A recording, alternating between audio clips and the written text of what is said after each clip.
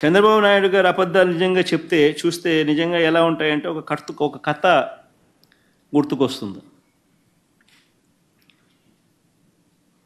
ఒక ఊరిలో అమాయకుడు, పాప అమాయకుడు భుజాన ఒక మేకపిల్లని వేసుకొని దాన్ని ఏదో అమ్ముకోవాలని పాపం బజారుకి బయలుదేరుతాడు. ఇంట్లో నుంచి గడప దాటుతానే ఒకడొస్తాడు. ఒకడొచ్చి నీ కుక్క బలి బాగుంది అని అంటాడు. అమాయకుడు అనుకుంటాడు, ఏందిరా అబ్బాయి ఇది, నేనేమో మేకపిల్ల వేసుకొని పోతా ఉన్నాను, మెడలో నా భుజాన, ఈయనేమో కుక్కపిల్ల బాగుందని అంటాడు ఏంది అని చెప్పి, లేదయ్యా ఇది మేకపిల్ల, ఇది కుక్కపిల్ల కాదు అని చెప్పి చెప్తాడు. ఆ నుంచి ఇంకో 4 అడుగులు ముందుకేస్తాడు. ఆ వీధి చివరికి వచ్చేసరికి, ఆ వీధి టర్నింగ్ దిగేసరికి ఇంకొకడు ఎదురవుతాడు. ఇంకోడు ఏమంటాడు, అరే నీ కుక్కపిల్ల చాలా తెల్లగా ఉంది, చాలా బాగుంది అంటాడు. ఎక్కడి నుంచి తెచ్చుకున్నావు అని అంటాడు. ఈ అమాయకుడు అనుకుంటాడు, ఏందిరా నేను మేకపిల్లని నేను తీసుకుపోతా అంటాడు. మళ్ళీ ఇంకొకడు వచ్చి మళ్ళీ కుక్కపిల్ల అంటాడు. కుక్కపిల్ల తెల్లగా ఉందని అంటాడు, భలే బాగుందని అంటాడు, ఎక్కడి నుంచి తెచ్చుకున్నాను అంటాడు. ఏంది కాదు స్వామి, ఇది మేకపిల్ల, ఇది కుక్కపిల్ల కాదు ఇది అని చెప్పి, నీ కన్ను కనపడడం లేదా నీకు అని చెప్పి మళ్ళీ ముందుకు పోతాడు.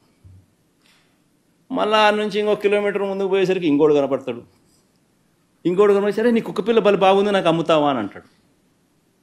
అంటే ఏం కన్ఫ్యూజన్ స్టార్ట్ అవుతుంది. ఏందిరానైనా నా బుర్రలో మేకపిల్ల నేను భుజాన్ని వేసుకొని పోతా ఉన్నాడంటే కుక్కపిల్ల అంటాడు, ముగ్గురితో చెప్పించినాడు, 3వ వాడు వచ్చి కూడా మళ్ళీ కుక్కపిల్ల అంటాడు, కుక్కపిల్ల తెల్లగా ఉందని అంటాడు, నాకు అమ్ముతావా అని అంటాడు. ఇదేంద్రా నేను మేకపిల్ల వేసుకుంటూ పోతా ఉంటే అని చెప్పి మళ్ళీ ఆయన తిడతాడు, అరే ఇది మేకపిల్ల అయినా కుక్కపిల్ల కాదు ఇది అని చెప్పి. మళ్ళా 4 అడుగులు ముందుకేస్తాడు. ఇంకో 4 అడుగులు ముందుకు దూరం వేసేసరికి ఇంకొకడు కనపడతాడు. 4వ వాడు కనిపించేసరికి ఏమంటాడు, కుక్కపిల్లని ఎందుకయ్యా నువ్వు మెడలో వేసుకొని పోతా ఉన్నావు, నువ్వు భుజాన్ని వేసుకొని పోతా ఉంటావు, పక్కన నీతో పాటు నడవమంటే నడవదా అంటాడు అని 4వ వాడు అంటాడు. దాంతో ఏమంటాడు ఆ అమాయకుడు, పాపం ఇందులో నా కళ్ళకి ఏమన్నా అయిందా, నా మనిషికి ఏమన్నా అయినా అని చెప్పి మేకపిల్లని తీసి ఆడేసి, నాకు మేకపిల్ల వద్దు, నాకు ఈ కుక్కపిల్ల వద్దు అని చెప్పి పోతాడు. కరెక్ట్గా చంద్రబాబు నాయుడు గారు రాష్ట్రాన్ని ఆర్గనైజ్డ్ క్రైమ్ పద్ధతిలో ఏ రకంగా తాను నడుపుతా వస్తున్నాడు అన్నదానికి నిదర్శనం ఇది. ఫస్ట్ వ్యక్తి పేరు చంద్రబాబు, 2వ వ్యక్తి పేరు దత్తపుత్రుడు, 3వ వ్యక్తి పేరు బీజేపీలో ఉన్న తన వదినమ్మ, తన మనిషి. 4వ వ్యక్తులు ఎవరు అంటే ఓ ఈనాడు, ఓ ఆంధ్రజ్యోతి, ఓ టీవీ5, ఎల్లో మాఫియా. గుర్తుకు రావడం లేదు ఇవన్నీ చూస్తూ ఉంటే. ఆంధ్రప్రదేశ్లో ఏ రకంగా లేని అప్పులు ఉన్నట్టుగా, ఏ రకంగా ఒక వ్యవస్థీకరణ పద్ధతిలో, ఏ రకంగా ఒక అబద్ధాన్ని రెక్కలు కట్టి ఏ రకంగా ప్రచారం చేసి చివరికి ఎందుకు చేస్తున్నారు అని అంటే కారణం సూపర్ 6లు, సూపర్ 7లు ప్రజలకు ఇవ్వకుండా మోసం చేసేందుకు ఇదంతా జరుగుతూ ఉంది. 150 రోజులు పైన అయిన సందర్భంలో కూటమి ప్రభుత్వం ఏం చేసిందని గౌరవ ముఖ్యమంత్రి గారు చాలా అద్భుతంగా తెలియజేశారు.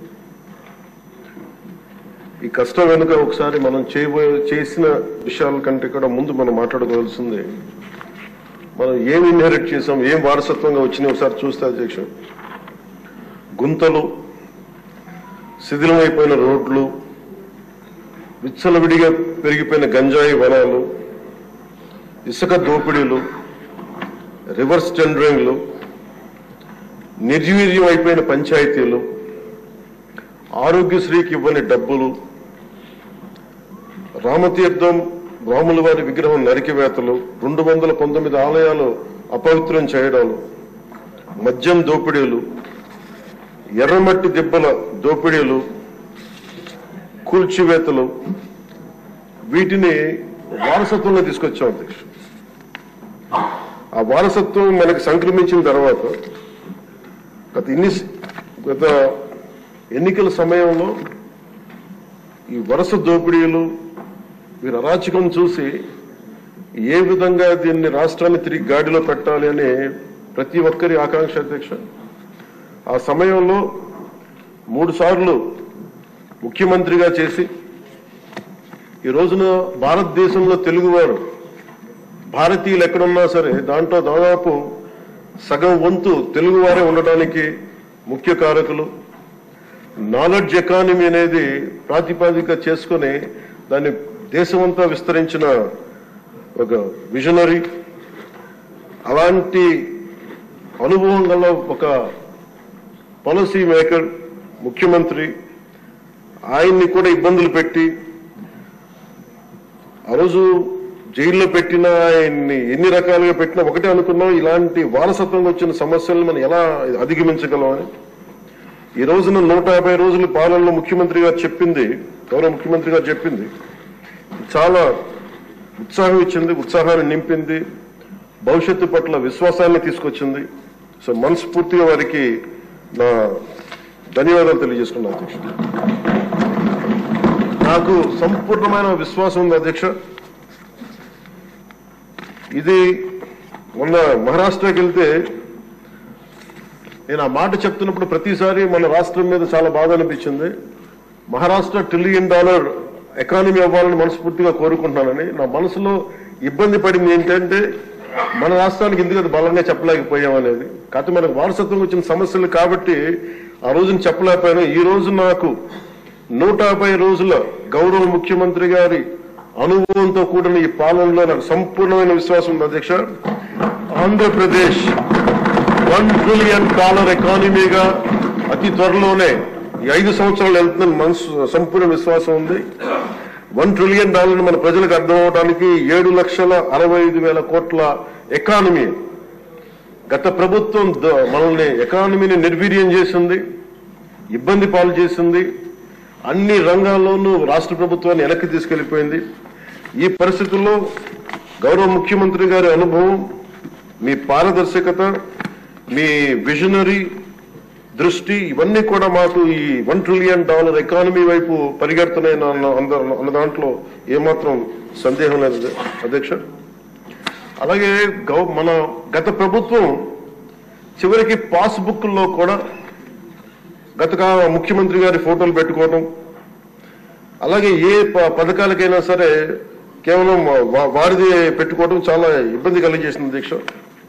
ముఖ్యంగా ముఖ్యమంత్రి గారు వచ్చి, గౌరవ ముఖ్యమంత్రి గారు వచ్చి ఎప్పుడు కూడా ఎవరికి కూడా గుర్తింపు లేనివి, ఆలోచించనివి కూడా వాళ్ళని ముందుకు తీసుకొచ్చి వాళ్ళని, ముఖ్యంగా నేను చెప్తుంది మొన్న చాలాసార్లు కొన్ని సందర్భాల్లో ముఖ్యమంత్రి గారి దృష్టికి తీసుకెళ్తే ఎల్లాప్రగడ సుబ్బారావు గారి గురించి ఎవరికి తెలియదు అధ్యక్ష, చాలా తక్కువ మందికి తెలుసు. వారి పేరుని నేను ఒక మాట ప్రస్తావించగానే, ఆయన దృష్టికి తీసుకురాగానే ఆయనకి పేరు పెట్టడం ఆయన దార్శనికతకి చాలా అర్థం పడుతుంది అధ్యక్ష. ఎందుకంటే ఎవరెవరి పేర్లు నిన్న కాక మొన్న వచ్చిన వ్యక్తి పాస్బుక్లకి పేర్లు ఆయన ఫోటోలు వేసుకునే దాన్ని నిజంగా దేశం కోసం, ప్రజల కోసం కాంట్రిబ్యూట్ చేసిన వ్యక్తికి అది గుర్తించడం అనేది మనస్ఫూర్తిగా ముఖ్యమంత్రి గారికి నా ధన్యవాదాలు తెలియజేసుకున్నాను అధ్యక్ష. అలాగే సభలో ఎంతమందికి తెలుసో తెలియదు కానీ పొట్టి శ్రీరాములు గారి నిజమైన బలిదానాన్ని డిసెంబర్లో ఆయన బలిదానం ఉంటుంది, ఆయన చనిపోయారు మన కోసం. ఈరోజు దాన్ని రాష్ట్ర ప్రభుత్వం అధికార దినంగా దాన్ని జరుపుకోవాలని చెప్పి ముఖ్యమంత్రి గారు మా దృష్టికి తీసుకొచ్చారు. దానికి కూడా వారికి సంపూర్ణ కృతజ్ఞతలు తెలియజేస్తున్నాను. ఈ రాష్ట్రం ఎవరి బలిదానం మీద అయితే ఆధారపడి ఉందో, ఎవరి బలిదానం మీద ఈ రాష్ట్రం వచ్చిందో, అనేక లింగ్విస్టిక్ స్టేట్స్ ఎవరు బలిదానం మీద ఆధారపడి వచ్చిందో ఆ వ్యక్తిని రాష్ట్రం నిజంగా గుర్తించుకోలేదు. మొట్టమొదటిసారిగా దాన్ని గౌరవ ముఖ్యమంత్రి గారు దాన్ని ముందుకు తీసుకొచ్చి గుర్తించే పరిస్థితిని తీసుకురావడం మనస్ఫూర్తిగా వారికి నా అభినందనలు తెలియజేస్తున్నాను అధ్యక్ష.